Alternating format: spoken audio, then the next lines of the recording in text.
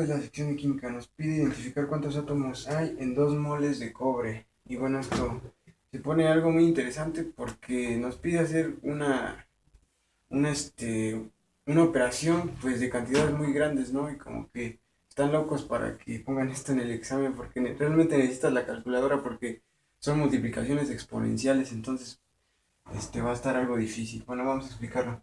Primero, vamos con una ley.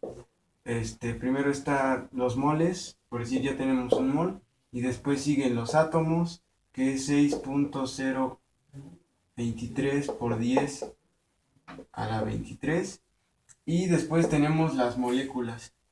Aquí son átomos y aquí son moléculas.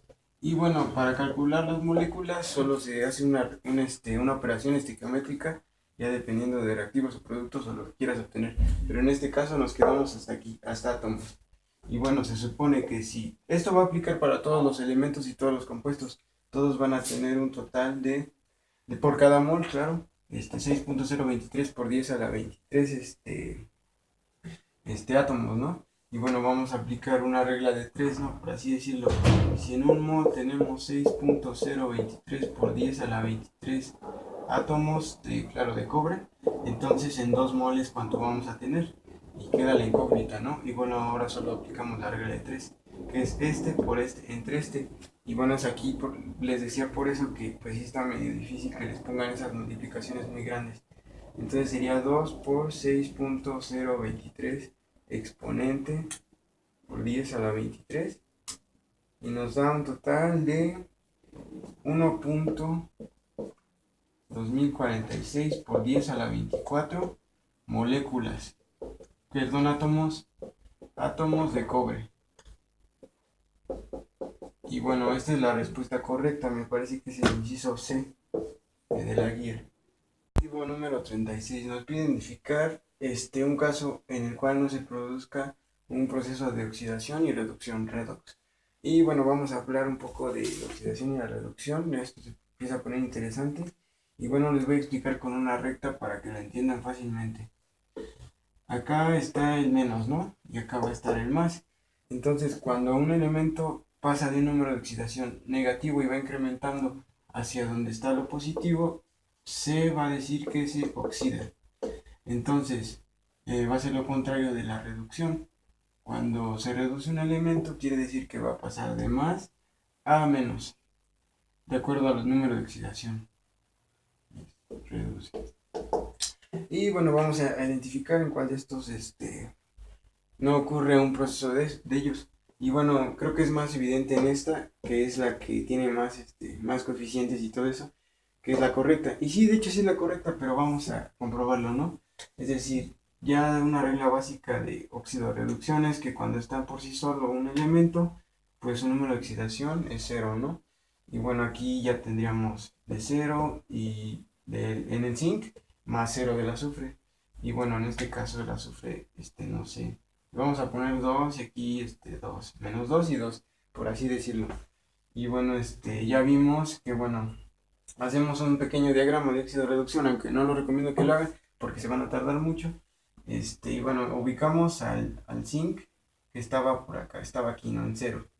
Y de repente pasó de zinc 0 a zinc 2 hasta por acá, ¿no?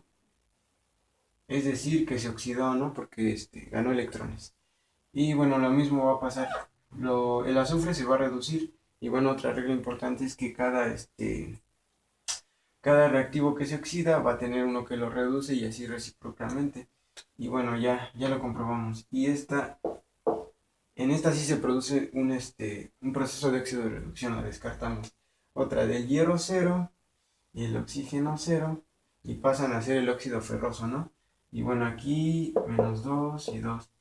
Es lo mismo, ¿no? El hierro estaba acá y pasó a oxidarse hasta más 2. Por lo tanto, aquí también se llevó un proceso de óxido y reducción. Aquí nos dicen que el óxido de mercurio se descompone y nos forma el mercurio y el oxígeno.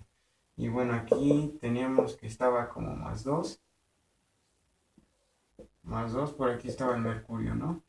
Y dice que pasó a mercurio cero, es decir, se redujo. Y bueno, aquí ya identificamos obviamente un proceso de óxido-reducción, así que no. Y bueno, aquí vemos al calcio, bueno, y vamos a proceder. Aquí el calcio va a estar como +2, y aquí este ion está como -1, y se va a conservar así, ¿no? Y ahorita hacemos el diagrama. Aquí el hidrógeno tiene +1, aquí el azufre tiene 6, y menos dos por 1 son 2, más 6 son 8, y -8 pues nos da un total de 0, ¿no? Aquí menos dos por 4 son -8, por esto este trabaja con 6, este con 2, y aquí por último, -2 más 1, que es un total de +2 y da 0, ¿no? Entonces como que ya los ubicamos, ¿no?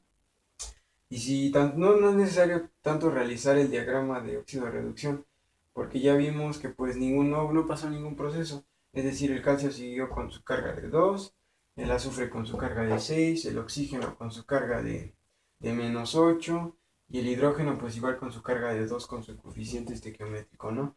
Por lo tanto, en el caso de que no se produce una reacción de tipo óxido de reducción, es el inciso D.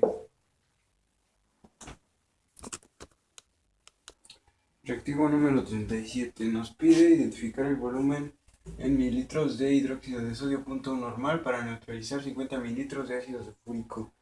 Este tema corresponde a una teoría de ácido-base. Y bueno, vamos a explicar algo primero de la normalidad. La normalidad de la mayoría de los casos, porque a veces puede tener más equivalentes o tienes que analizarlo más. Viene siendo la molaridad por el número de equivalentes. En este caso, punto 1 normal, bueno, es porque también fue punto 1 normal, molar, ¿no? Bueno, y vamos a aplicar el principio de ácido base, que nos dice que principalmente el volumen de la base por la neutralidad de la base es igual al volumen del ácido por la neutralidad del ácido. Entonces, bueno, esta fórmula nos va a ayudar mucho. De hecho, es como un tipo de balance, ¿no? Y bueno, queremos el volumen de la base. En este caso hay que identificar base y ácido. La base corresponde al hidróxido de sodio y el ácido al ácido sulfúrico. Entonces despejamos esta fórmula.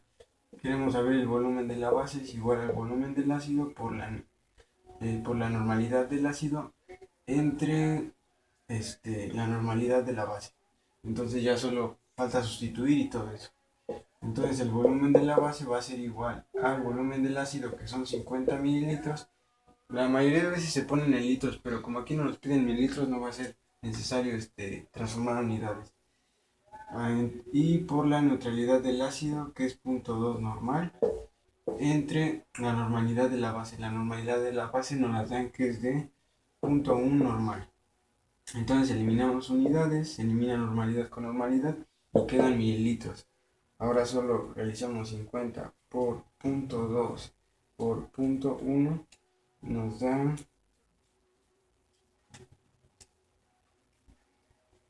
por 0.2 por 0.1 y nos da un total de 100 mililitros.